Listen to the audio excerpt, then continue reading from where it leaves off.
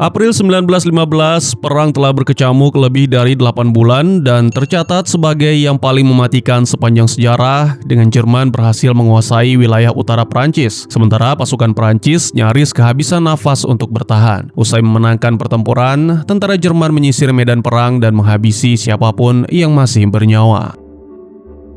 Di tengah tumpukan mayat rekan-rekan, Gabriel Perrault tersadar dan mulai merangkak pelan mencari jalan keluar, berpura-pura mati setiap kali pasukan Jerman lewat di dekatnya. Namun salah satu mayat tentara Jerman ternyata masih hidup dan menyerangnya tiba-tiba.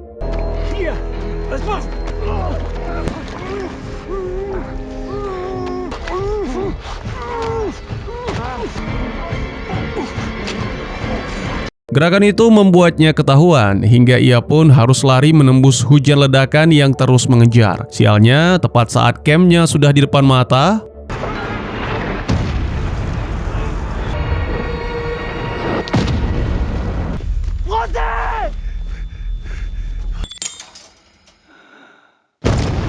jauh dari garis depan, di kabaret Les Dames yang berdiri di pinggiran Paris, sang baron bertemu dengan Gruber untuk membahas sebuah pekerjaan. Diketahui bahwa Gruber sudah membayarnya untuk melacak keberadaan sebuah laboratorium rahasia, tapi hasilnya belum juga didapat. Sang baron meyakinkan bahwa agennya sedang bekerja keras mencari informasi tersebut sambil menyelipkan pertanyaan soal alasan laboratorium itu begitu penting. Gruber yang tersinggung menolak membocorkan apapun dan hanya memberi sang baron waktu 24 jam untuk menyelesaikan tugasnya.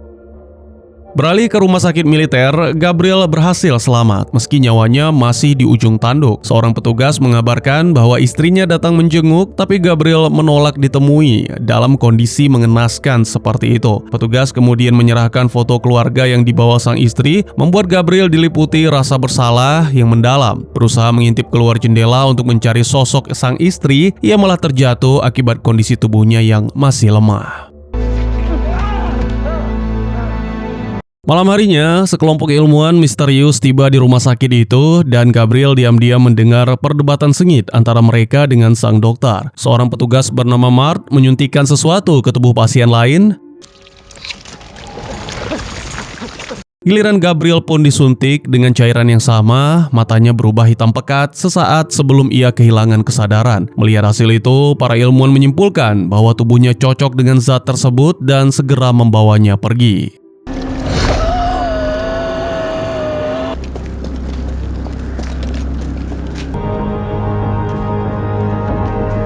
Tak lama berselang, Gabriel dan seorang pasien lain tiba di laboratorium rahasia yang tersembunyi di area Great Mills, Paris. Para ilmuwan di sana meyakinkan Gabriel bahwa mereka akan menyembuhkan dan akan mengabari keberadaannya kepada sang istri. Kembali ke kabaret Les Dames, para penonton menyaksikan seorang deputi diminta membuka kotak berisi pistol, namun ia menolak menyentuhnya. Seorang wanita bernama Giselle pun mulai berbisik langsung ke dalam pikiran pria itu, memaksanya mengarahkan pistol ke kepalanya sendiri sembari bertanya apakah ia rela mati demi cinta. Setelah hitungan mundur,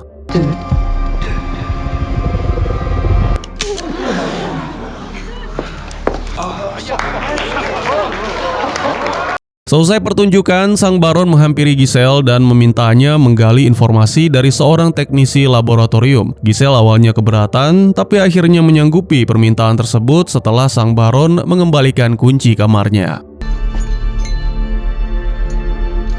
Kembali ke laboratorium, tengah malam itu Gabriel terbangun karena mendengar teriakan seseorang. Ia menggunakan alat bedah untuk membuka gembok pintu kamarnya, lalu mengendap-endap keluar sambil menghindari siapapun yang mungkin melihatnya. Saat mendengar langkah para penjaga mendekat, ia buru-buru bersembunyi di sebuah ruangan dan menemukan tubuh pasien lain yang sudah tak bernyawa. Wajahnya berlumuran darah dengan urat-urat yang menghitam. Gabriel yang syok langsung ambruk.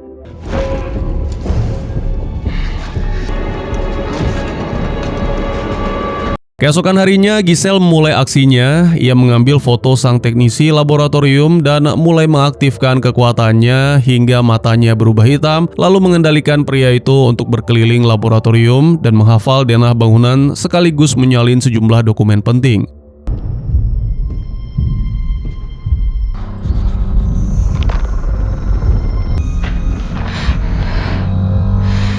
Saat teknisi itu coba memasuki ruangan lain, seorang rekan kerja menghalanginya karena tak memiliki izin akses, sehingga Giselle memaksanya meminta maaf sebelum mengakhiri mantra.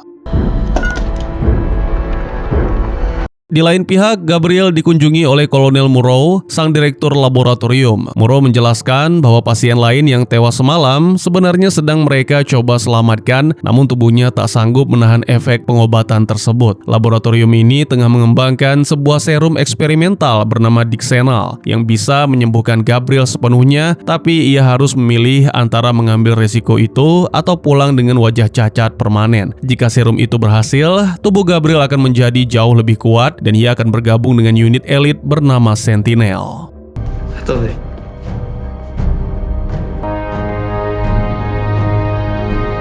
Tak berapa lama, Gabriel dibawa ke ruangan lain dan tubuhnya diikat erat di sebuah meja operasi. Begitu Dixenal disuntikan,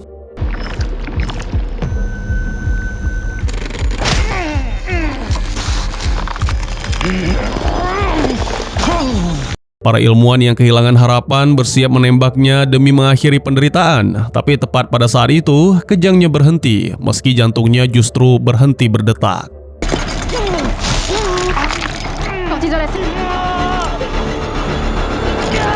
Di tengah kepanikan itu, pasukan Jerman pimpinan Gruber tiba-tiba menyerbu masuk dan mulai membantai para ilmuwan dengan senjata dan penyembur api.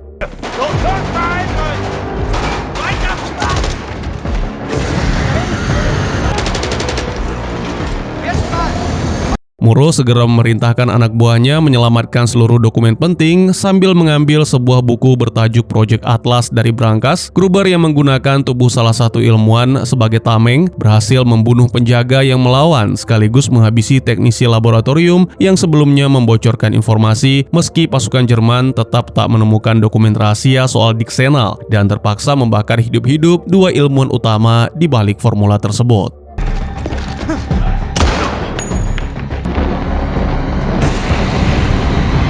Di tengah serangan itu, Mart yang bersembunyi di bawah meja nyaris ketahuan ketika seorang tentara Jerman menusuk tubuh Gabriel sekali lagi untuk memastikan ia benar-benar mati. Namun,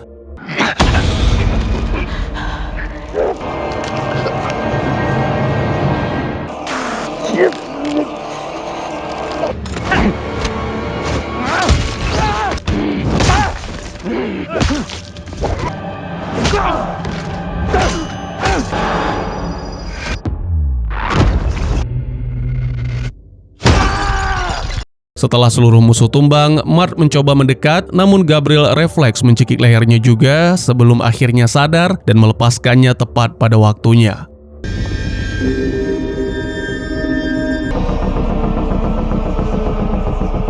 Beberapa jam berselang setelah pasukan Jerman pergi, Murrow menyadari bahwa seluruh proyek mereka telah hancur berantakan. Gabriel sendiri tak sadarkan diri, namun kondisinya stabil. Meski begitu, Murrow tetap mengirim utusan untuk mengabarkan kepada Irene, istri Gabriel, bahwa suaminya telah tewas.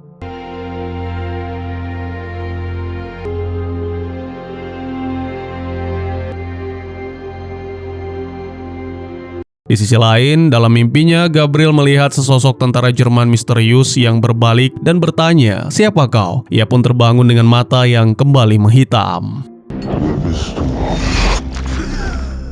Jauh di sebuah benteng di Jerman, sosok yang kelak dikenal sebagai Übermensch justru sudah lebih dulu merasakan kehadiran seorang sentinel baru, bahkan sebelum diberitahu hasil misi tersebut. Adegan kemudian berpindah ke Murrow, berbincang dengan seorang jenderal yang memastikan bahwa memang ada mata-mata di dalam proyek mereka dan nama Gruber berhasil disadap dari pesan rahasia Jerman, membuat para sentinel harus bersiap menghadapinya. Di ruangan lain, Mart memeriksa luka-luka Gabriel dan terkejut melihat betapa cepat tubuhnya pulih. Gabriel meminta maaf karena tak banyak mengingat kejadian serangan itu dan Mart meyakinkannya bahwa hal tersebut adalah efek samping wajar dari Dixenal sambil mengambil sampel darahnya. Saat memperhatikan tato di tubuh Gabriel, Mart pun menyadari bahwa pria itu pernah menghabiskan waktu di penjara. Setelah kondisi Gabriel membaik, Muro mengumumkan bahwa Gabriel akan segera dipindahkan ke markas Sentinel. Gabriel ingin menemui keluarganya lebih dulu, tapi Muro menegaskan bahwa mereka sudah meyakini Gabriel telah tewas. Dan keberadaan Sentinel ini adalah rahasia yang tak boleh diketahui warga sipil manapun, termasuk keluarganya sendiri, setidaknya sampai perang berakhir. Gabriel murka mendengar hal itu, namun Muro mengingatkan bahwa Jerman bisa saja mengincar keluarganya jika rahasia ini bocor, dan menolak menjaga kerahasiaan itu sama saja dengan berkhianat. Sementara itu di laboratorium, Mart yang tengah meneliti sampel darah Gabriel menemukan keanehan. Sel-sel tubuhnya justru menyerap Dixenal, padahal seharusnya tubuh manusia normal akan mengeluarkannya kembali dalam beberapa jam. Ia segera menghubungi Muro untuk melaporkan anomali ini dan menyarankan agar Gabriel tidak diikutkan dalam misi apapun untuk sementara waktu. Di saat bersamaan, Kapten Bonnefoy tiba untuk memulai penyelidikan yang diharapkan bisa mengungkap identitas sang mata-mata, mewawancarai semua orang di sana sekaligus menanyakan soal Project Atlas. Di kabaret Les Dames, Giselle dihampiri Louis, kekasih rahasianya yang mengajaknya kabur bersama. Tapi Giselle terlalu takut untuk lepas dari kendali sang baron, dan sayangnya seorang tetangga mendengar suara pria di kamar Giselle, dan rahasia itu pun terbongkar. Sang baron mengancam Louis karena berani mengganggu perempuan yang ia anggap putrinya, lalu memerintahkan Louis angkat kaki dari kota tanpa pernah menghubungi Giselle lagi. Pada hari yang lain, sang baron bertemu Gruber dan memberinya sebuah ambulans Perancis lengkap dengan dokumen palsu agar bisa melewati pos pemeriksaan militer dengan aman.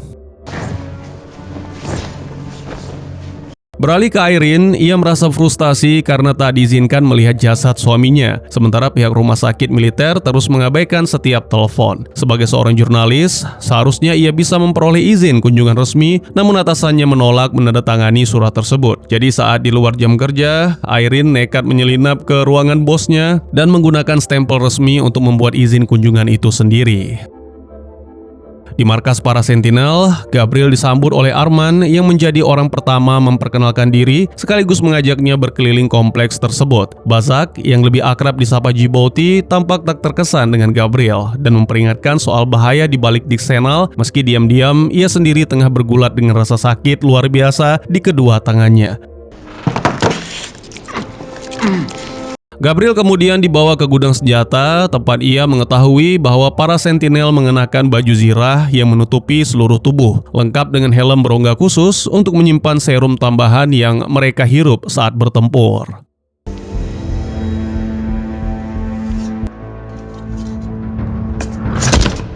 Begitu menerima informasi soal pergerakan Gruber, para Sentinel diperintahkan menangkapnya hidup-hidup untuk diinterogasi. Tim itu pun bergerak ke sebuah hutan dan mengenakan helm yang telah diisi Dixenal. Di sebuah bandara pribadi, Gruber tengah bersiap naik Zeppelin menuju Berlin dan...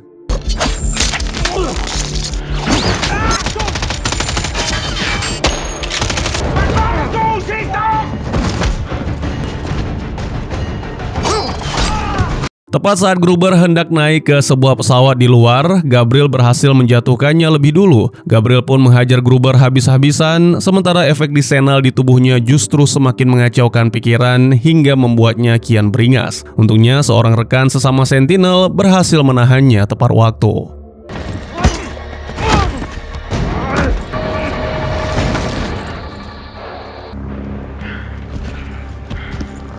Dalam perjalanan kembali ke markas, Gabriel terus mendengar sebuah suara berbisik memanggil namanya. Dalam bayangannya, ia melihat Ubermensch yang tengah bertarung di medan perang, lalu berbalik dan berkata bahwa ia sudah lama menantikan seseorang seperti Gabriel.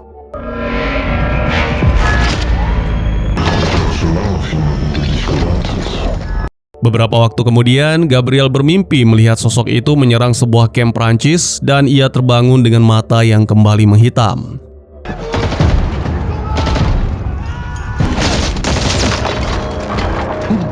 Tak lama setelah itu, Mart datang ke markas Sentinel untuk memeriksa kondisi kesehatan seluruh anggota tim. Hasil tes Bazak tak begitu baik, meski ia bersikeras dirinya baik-baik saja. Giliran Gabriel, hasil fisiknya normal, tapi ia mengakui masih terus mendengar suara-suara dan melihat bayangan aneh. Mart lantas mengabarkan bahwa ayah Gabriel telah meninggal dunia, kabar yang justru disambut lega oleh Gabriel, mengingat semasa kecil ia pernah menyaksikan sendiri ayahnya membunuh sang ibu. Mart pun menduga bahwa amarah yang selama ini dipendam Gabriel bisa jadi penyebab ia kerap kehilangan kendali. Mark melaporkan semua itu kepada Murrow sembari bertanya apakah ada kasus serupa sebelumnya soal Dixenal yang memicu halusinasi. Murrow buru-buru menyangkalnya, padahal Mark masih ingat beberapa ilmuwan yang kini sudah tewas pernah menyinggung hal serupa. Di ruangan interogasi, Gruber yang menolak buka mulut akhirnya disiksa oleh Etienne, tangan kanan Murrow. Namun, Gruber telah terlatih menahan rasa sakit dan hanya berkata singkat, "Periksa saja garis depan." Sesi interogasi itu terpaksa dihentikan karena Bonafont datang dan mengklaim Gruber sebagai tahanan di bawah yurisdiksi kepolisian. Di kabaret Les Mans, Giselle mendesak sang baron mengaku soal kepergian Louis. Sang baron bersumpah bahwa Louis pergi karena mendapat pekerjaan yang lebih baik, tapi Giselle tak mempercayainya sedikit pun dan marah. Sampai akhirnya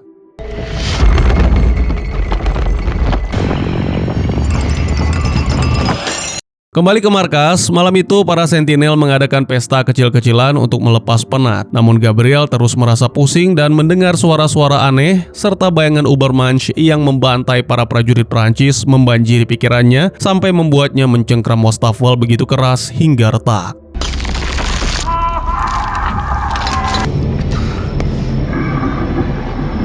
Saat kembali ke pesta, ia baru tahu bahwa para rekan diam-diam menghisap sisa Dixenal yang kadarnya jauh lebih ringan. Gabriel pun diam-diam menyelinap keluar dan mengambil sepeda motor untuk menemui keluarganya, tapi de Clermont keburu menghentikannya demi mencegah ia terkena masalah. Di sisi lain, saat Bonafont bersiap menggunakan mesin penyiksa khusus untuk menginterogasi Gruber, sang baron yang mendengar kabar penangkapan itu segera bergegas memanggil Giselle, memintanya mencegah Gruber membocorkan nama-nama mereka. Gruber sendiri sempat memberitahu Bonafont bahwa mata-mata mereka memiliki sebuah bar di pinggiran kota, meski identitas aslinya tak diketahui siapapun. Sebelum sempat berkata lebih jauh,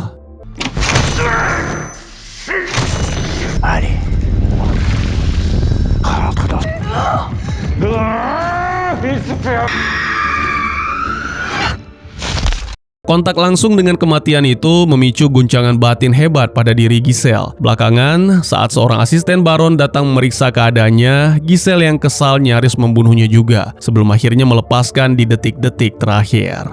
Giselle, arrête. S'il te plaît. Teringat ucapan Gruber, Murrow meminta Etienne menyelidiki kondisi di garis depan setelah tak ada kabar sama sekali dari unit ke-105. Para sentinel pun dikirim ke sana dan menemukan seluruh pasukan Prancis tewas dengan cara yang mengerikan. Ada yang kehilangan kepala, anggota tubuh, bahkan digantung di dinding. Pada saat yang sama, Gabriel merasakan sakit kepala hebat disertai bayangan Ubermensch yang membantai semua orang di tempat itu.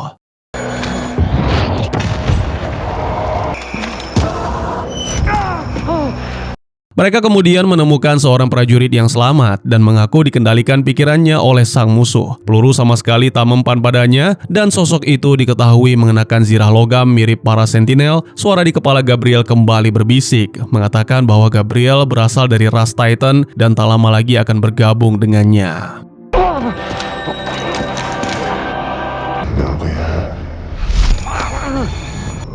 Bald wirst du dich mir anschließen. Di rumah sakit militer, Irene menanyakan kondisi suaminya dan diyakinkan bahwa ia tak merasakan penderitaan sebelum wafat. Namun, permintaannya untuk melihat jasad Gabriel tetap diabaikan begitu saja. Beberapa waktu kemudian, di rumah, seorang perawat mendatanginya dan mengungkap bahwa dokter telah berbohong sembari menyebut nama Murrow. Keesokan harinya, atasan Irene yang hendak memecatnya karena telah memalsukan surat izin, akhirnya luluh setelah Irene meyakinkan bahwa keberaniannya justru bisa mendatangkan berita-berita besar untuk media mereka, sehingga sangat cocok jika Irene ditempatkan di posisi jurnalis lapangan.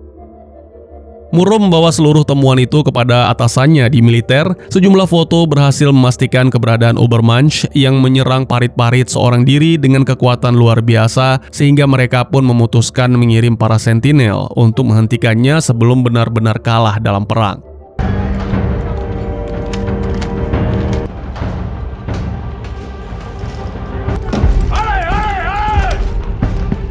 Pada momen lain, Bonafont melaporkan hasil autopsi Gruber kepada Murrow, jantungnya ditemukan hancur remuk. Ia juga mengungkapkan kekesalannya karena tak ada satupun ilmuwan yang mau bekerja sama, ditambah lagi seluruh berkas tahun 1905 menghilang begitu saja. Meskipun demikian, Murrow tetap menolak menanggapinya.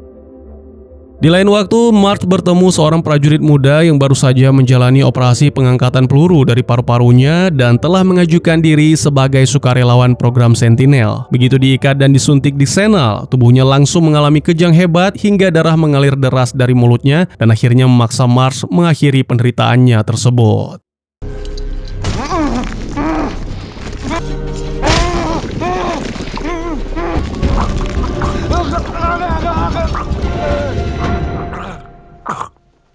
Kembali ke kabaret Les Dames, sang baron menenangkan para pegawainya soal razia polisi yang tengah menyisir kawasan pinggiran kota, berjanji tak akan bekerja sama dulu dengan pihak Jerman. Di tempat lain, Louis diam-diam menemui Giselle dan memperlihatkan dokumen palsu yang berhasil ia dapatkan, meminta Giselle bersiap untuk kabur jika waktunya telah tiba.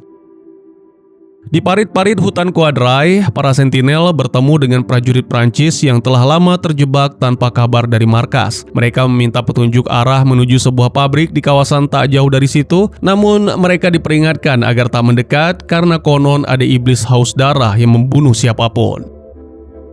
Tak gentar, tim itu tetap melanjutkan perjalanan hingga tiba di sebuah pabrik yang telah lama ditinggalkan, dipenuhi mayat-mayat yang tergantung di mana-mana. Tiba-tiba Ubermensch melepaskan tembakan dari kegelapan, memaksa para sentinel berlindung dan membalas tembakan selama bermenit-menit hingga akhirnya tim itu memutuskan untuk berpencar.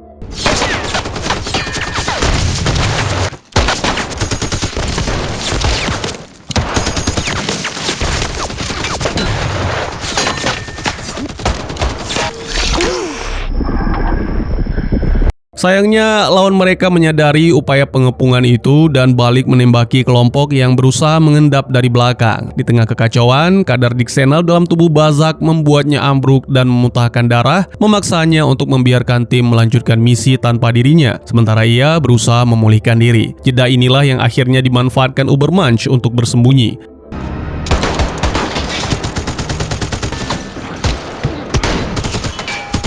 Tak jauh dari sana, di balik sebuah mesin besar, mereka menemukan seorang prajurit Prancis yang tertikam namun masih bernyawa. Tanpa disangka, sang musuh mengendalikan pikiran pria itu untuk memicu granat sehingga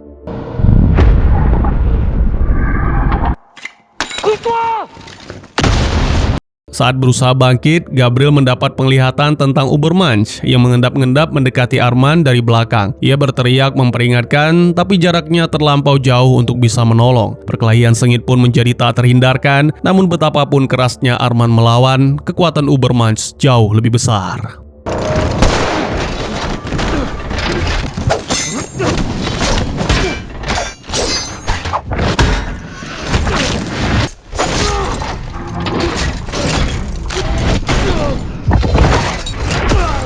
Ubermensch kemudian menjatuhkan tubuh sang korban dari atas menara sebelum menghilang begitu saja, menyisakan para sentinel yang hanya sempat mengucap perpisahan singkat saat rekan mereka menghembuskan nafas terakhir dalam pelukan Balzac.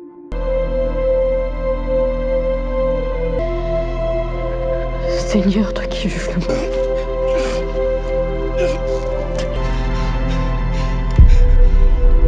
Kembali ke markas, Armand mendapat upacara pemakaman yang layak meski para petinggi militer tetap menolak menghubungi keluarganya sampai perang benar-benar usai. Balzac secara pribadi berterima kasih kepada rekan-rekannya karena tak melaporkan insiden ambruknya di medan tempur. Di lain pihak, Murrow melaporkan kepada atasannya bahwa Ubermensch memiliki kemampuan mengendalikan pikiran, kemampuan yang dulu pernah mereka temui dalam proyek Atlas. Namun Murrow diminta untuk tetap merahasiakannya untuk saat ini mengingat Bonafont masih terus mengendus-ngendus mencari petunjuk.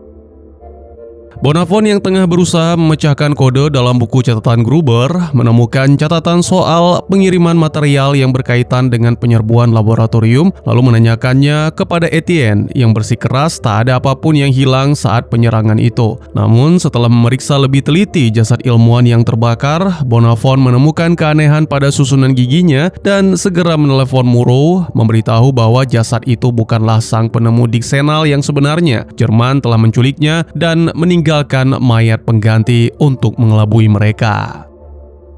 Di kabaret Les Dames, sang baron pun mendapati Giselle telah menghilang bersama seluruh barangnya dan segera mengerahkan anak buah untuk mencari gadis itu. Tak lama, sebuah laporan mengungkap bahwa seluruh data diri Louis saat pertama kali direkrut ternyata palsu, membuat sang baron curiga bahwa semua ini hanyalah jebakan untuk merebut Giselle darinya. Sementara itu, Louis yang hanya berhasil mendapatkan tiket kapal untuk 2 hari mendatang, terpaksa bersembunyi bersama Giselle di sebuah apartemen kosong. Agar Giselle tetap tenang dan tak melawan, Louis diam-diam mencampurkan obat penenang ke dalam minumannya.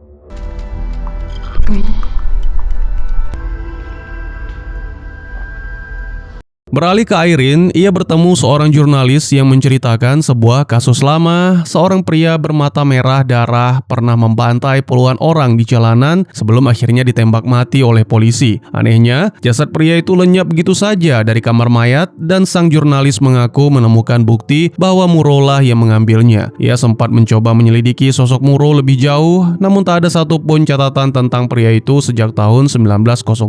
Sebagai bekal terakhir, ia hanya bisa memberi nama seorang saksi mata dari kejadian tersebut. Di sisi lain, setelah menyaksikan kematian sahabatnya tanpa sempat memberitahu keluarga, Gabriel memutuskan menyelinap keluar markas di tengah malam. Ia mengendarai motor menuju apartemen lamanya dan mengambil kunci cadangan yang tersembunyi. Untuk masuk ke dalam, mengabaikan bibi Irene yang tertidur di sofa, ia bergegas menghampiri buayan tempat anaknya tidur. Tepat saat itu, Irene pulang ke rumah, memaksa Gabriel bersembunyi sambil mendengarkan percakapan Irene dengan sang bibi. Begitu Irene kembali pergi, Gabriel diam-diam mengikutinya menyusuri kota sambil mencuri topi dan masker dari seorang gelandangan yang tertidur untuk menutupi wajahnya. Irene memasuki sebuah bar di kawasan kumuh untuk menemui saksi mata tersebut yang menceritakan soal pembunuhan gila itu, kekuatannya yang di luar nalar manusia, serta tato yang memenuhi sekujur tubuhnya. Usai wawancara itu selesai, Irene hendak pergi namun terus diganggu oleh seorang pria mabuk. Gabriel yang menyamar segera turun tangan dan memaksa pria itu enyah dari hadapan Irene. Irene yang penasaran ingin berbicara dengannya, tapi Gabriel keburu bergegas meninggalkan bar tersebut. Tak lama setelah itu, saat melintas di bawah jembatan, gerombolan pria yang tadi mengganggu Irene menghadang dan berhasil menjatuhkan Gabriel. Begitu masker nyaris terlepas, Gabriel merasa pusing hebat, disertai bayangan Ubermensch yang kembali muncul di kepalanya. Seketika juga ia kehilangan kendali dan menghajar seluruh gerombolan itu tanpa ampun.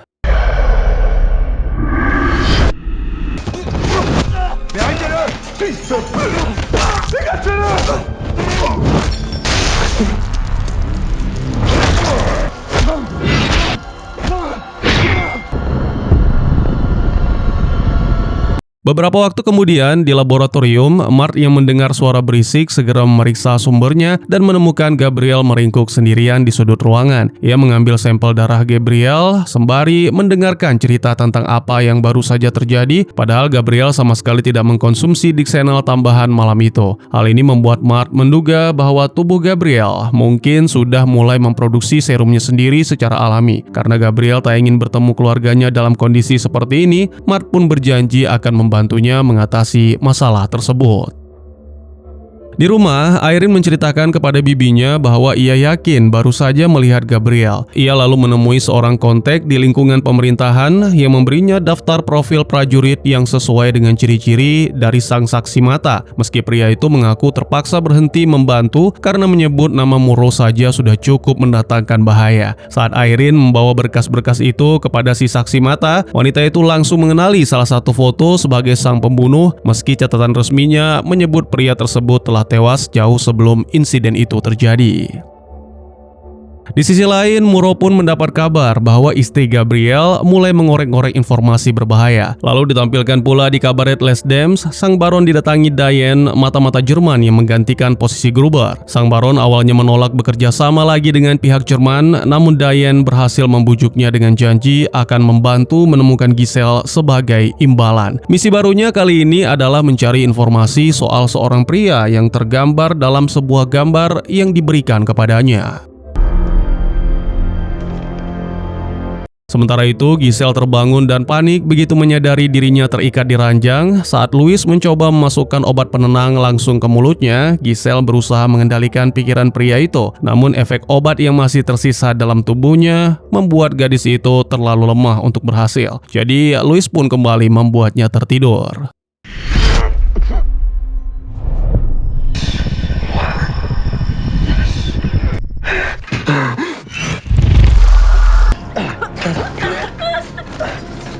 Kembali ke markas, para sentinel menerima misi baru, yaitu menyelamatkan sang ilmuwan Mazaurik dari tangan Jerman. Menurut informasi intelijen, ia ditahan sejauh 108 km di balik garis pertahanan Jerman dan akan dipindahkan dalam 2 hari ke depan. Pihak militer berencana membombardir kawasan itu sebagai pengalih perhatian agar para sentinel bisa menyusup masuk dengan lebih leluasa. Secara pribadi, Muro memberitahu Gabriel bahwa ia tahu soal pembunuhan yang dilakukannya di bawah jembatan. Namun semua itu akan dimaafkan jika ia berhasil membawa pulang sang ilmuwan.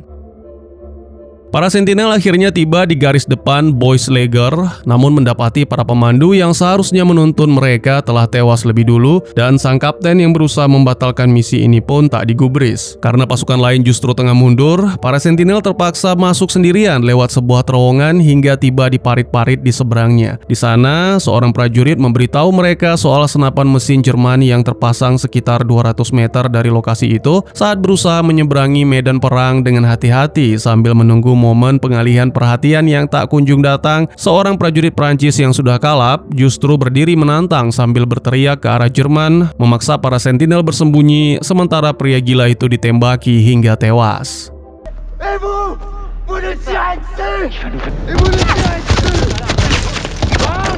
Mereka pun menyadari keberadaan beberapa tentara Jerman beserta senapan mesin di dekatnya. Salah satu sentinel yang mencoba mengendap-ngendap dari belakang ketahuan dan disambut tembakan bertubi-tubi, memaksa Gabriel dan yang lain balas menembak.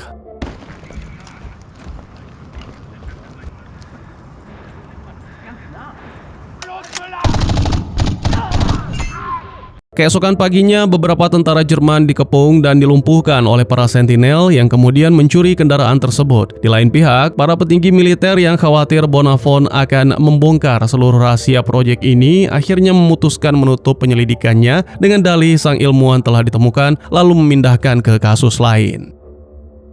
Di sebuah benteng Jerman bernama Wolksheim, Mazaurik yang mendekam di selnya didatangi oleh Maximilian Neuer, ilmuwan Jerman yang tengah berusaha menciptakan ulang Dixenal. Mengetahui Mazaurik lebih memilih mati ketimbang membantu Jerman, Maximilian mengancam akan mencelakai keluarganya jika menolak bekerja sama, sehingga Mazaurik pun terpaksa menyerah. Maximilian kemudian membawanya bertemu Ubermensch yang akhirnya melepas helmnya sambil berkata bahwa Mazaurik sebenarnya sudah mengenal sosok itu.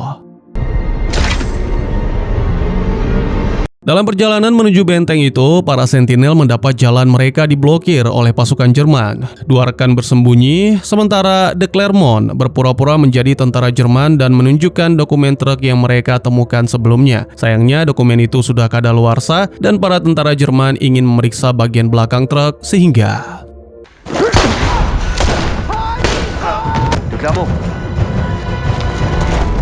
Beralih ke Irene, ia kembali bertemu kontaknya yang kali ini membawakan berkas lengkap tentang Muro, meski ia menegaskan ini adalah pertemuan terakhir mereka karena resikonya sudah terlalu besar. Dalam perjalanan pulang, Irene dicegat Etienne yang memperingatkannya untuk berhenti menyelidiki atau ia akan menghadapi masalah besar.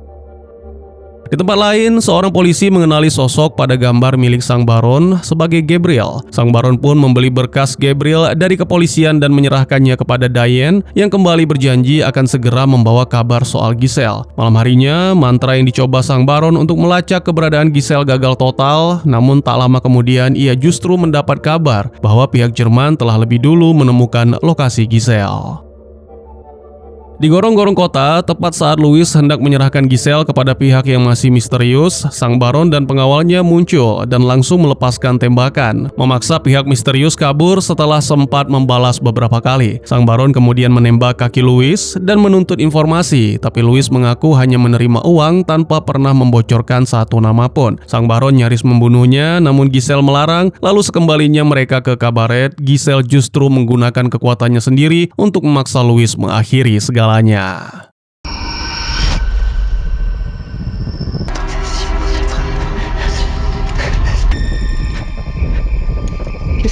plus. C'est l'amour.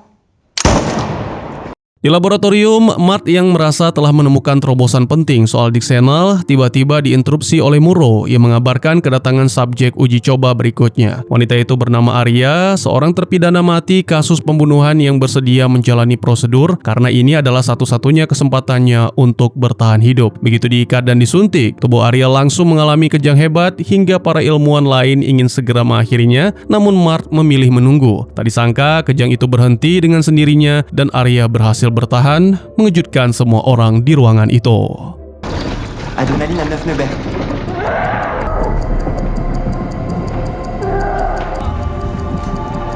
Marthe. Kembali ke misi penyelamatan, para sentinel memacu kendaraan secepat mungkin sambil terus memberikan Dixenal tambahan agar De Clermont tetap bertahan. Saat melihat sebuah rumah di pinggir jalan, mereka menerobos masuk dan mengancam seorang pembantu rumah tangga agar tak menghalangi jalan. Gabriel yang memeriksa ruangan lain sempat dikagetkan oleh seorang perempuan hingga refleks mencekik lehernya, namun teringat insiden dengan Mart, ia pun segera melepaskan.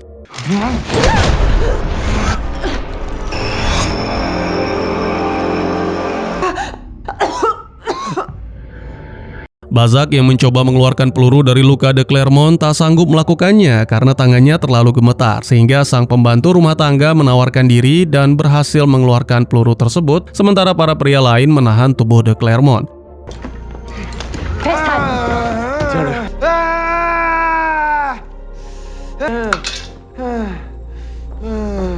Beberapa jam kemudian, kondisi De Clermont membaik meski tubuhnya masih terlalu lemah untuk ikut bertempur. Balzac pun menyuruhnya kembali ke markas, sementara ia dan Gabriel melanjutkan misi berdua saja. Setelah berkendara cukup jauh, keduanya meninggalkan truk dan melanjutkan dengan berjalan kaki demi menghindari kecurigaan. Di tengah perjalanan, Balzac mulai merasa pusing namun bersikeras untuk terus melangkah. Menjelang malam, mereka akhirnya tiba di dekat benteng Walsham dan harus mengendap-endap berhati-hati karena banyaknya penjaga di sekitar area itu. Mendekati bangunan dari arah belakang, keduanya merasa curiga karena tak menemukan satupun sistem keamanan, tapi tetap memutuskan untuk maju. Memanfaatkan sebuah lubang di langit-langit, keduanya berhasil menyusup masuk ke dalam benteng tersebut, namun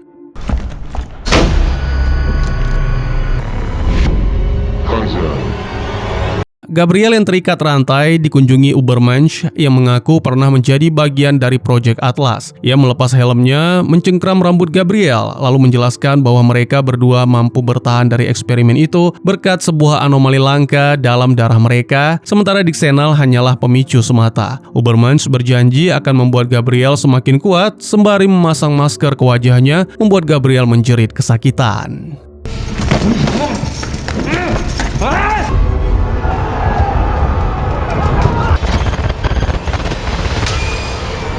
Tak lama kemudian, Balzac turut dibawa ke sel yang sama dan mendapati Gabriel telah ambruk di lantai. Ubermensch memaksa Gabriel berdiri, menuduhnya masih tertahan oleh sisa-sisa kemanusiaan. Ia menyelipkan sebilah senjata tajam ke tangan Gabriel dan menyuruhnya membunuh Balzac. Gabriel jatuh berlutut berusaha melawan kendali pikiran itu, namun kekuatan Ubermensch terlalu besar hingga ia tetap menyerang sahabatnya sendiri.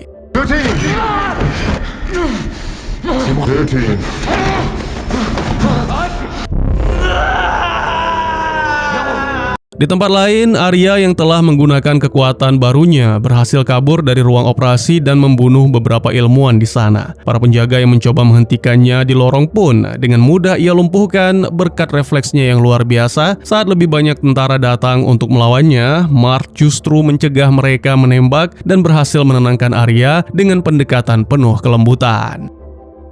Muro yang terkesan dengan hasil itu akhirnya setuju memberi Mart akses ke berkas proyek Atlas dan ia pun terkejut mengetahui bahwa ratusan prajurit yang tak pernah menjadi sukarelawan justru tewas sia-sia di tahap awal eksperimen tersebut.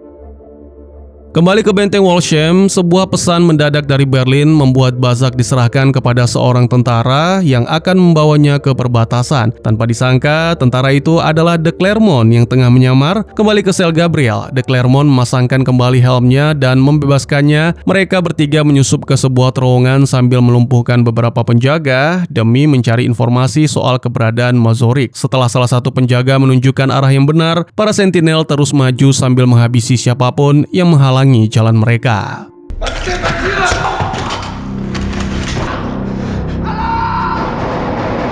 Mereka berhasil menemukan Mazorik dan segera membawanya keluar, meski semakin banyak tentara Jerman berdatangan untuk menghentikan mereka. Alarm pun berbunyi nyaring, membuat Ubermensch yang berada tak jauh dari sana ikut mendengar suara tembakan itu. Sebuah bom meledak di dalam terowongan, tapi tak cukup untuk menghentikan langkah para sentinel yang terus maju melumpuhkan setiap musuh di hadapan mereka.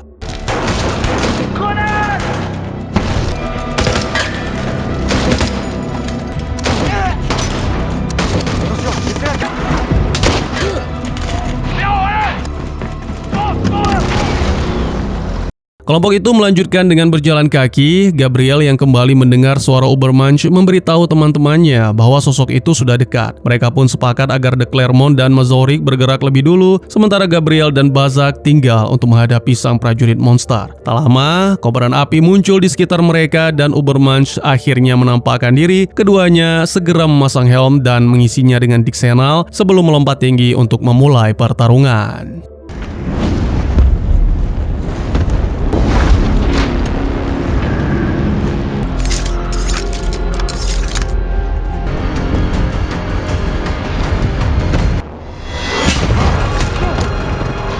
Gabriel sempat mendominasi pertarungan hingga Ubermensch menggunakan kekuatannya untuk membanjiri pikiran Gabriel dengan bayangan kematian para sahabat. Gabriel pun ambruk seketika, namun Balzac yang masih bertahan kembali bangkit untuk melawan.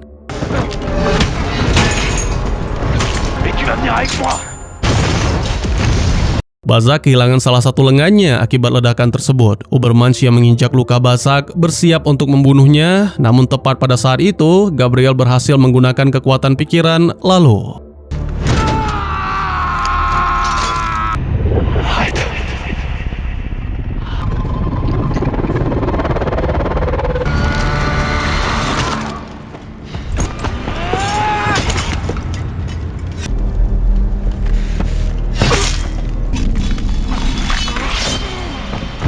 Kelompok itu pun berhasil kembali ke markas dengan selamat dan Balzac turut memberi selamat kepada Gabriel karena akhirnya mampu mengendalikan kekuatannya sendiri. Ia bahkan meyakinkan Gabriel bahwa tak akan ada lagi yang berani mengusiknya setelah kemenangan ini dan mungkin sudah saatnya ia bisa kembali berkumpul dengan keluarga. Mendengar hal itu, Gabriel pun melihat kesempatan untuk kembali menyelinap keluar markas.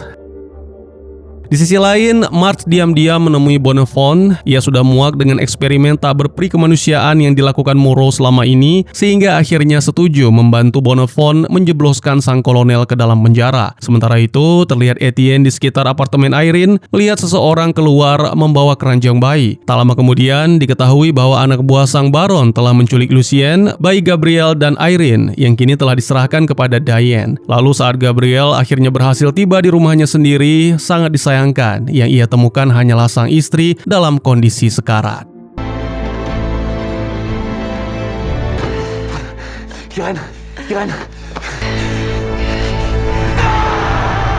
Dan ya, apa yang sebenarnya terjadi? Dan apa yang akan dilakukan Diane terhadap Lucien? Dan tamat.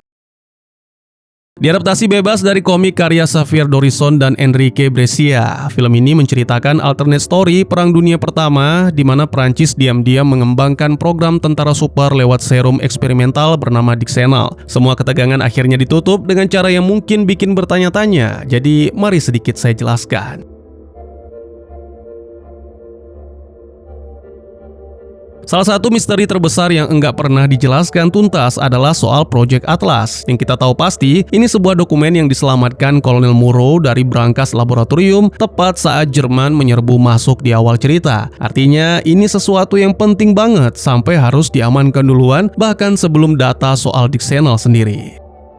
Petunjuk berikutnya datang dari Ubermensch sendiri. Saat menahan Gabriel, dia mengaku pernah jadi bagian dari Project Atlas dan bilang mereka berdua bisa selamat dari eksperimen masing-masing bukan cuma karena serum, tapi karena dalam tanda kutip anomali darah yang sudah ada duluan di tubuh mereka. Serum cuma pemicu. Ini artinya Project Atlas kemungkinan besar bukan program yang sama dengan Dixenal. Ini sesuatu yang lebih tua, lebih dalam, dan mungkin jadi akar dari semuanya.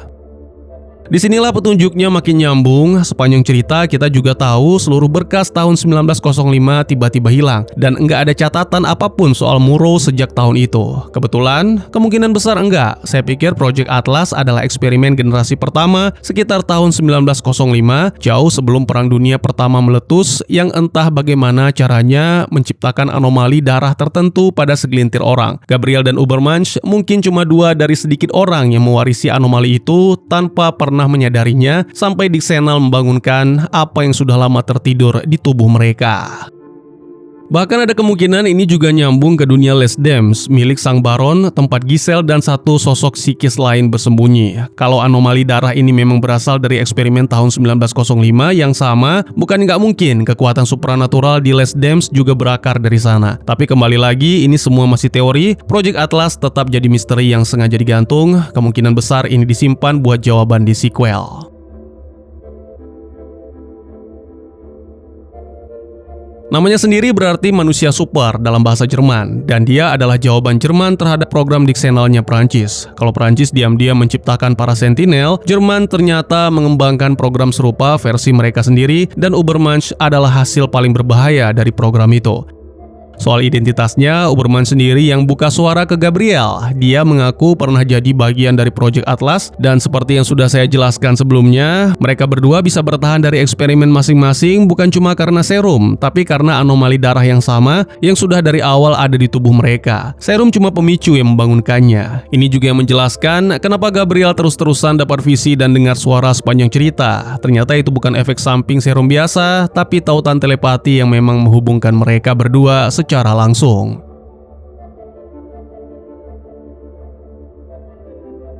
Dick Senel adalah serum rahasia ciptaan militer Prancis. Komposisi dan asal-usulnya sengaja dibuat misterius. Tapi sejauh yang diketahui, Mazorik adalah otak di balik penelitiannya, dan efeknya bikin tentara bisa jadi jauh lebih kuat, lebih cepat, dan lebih tahan banting dari manusia normal.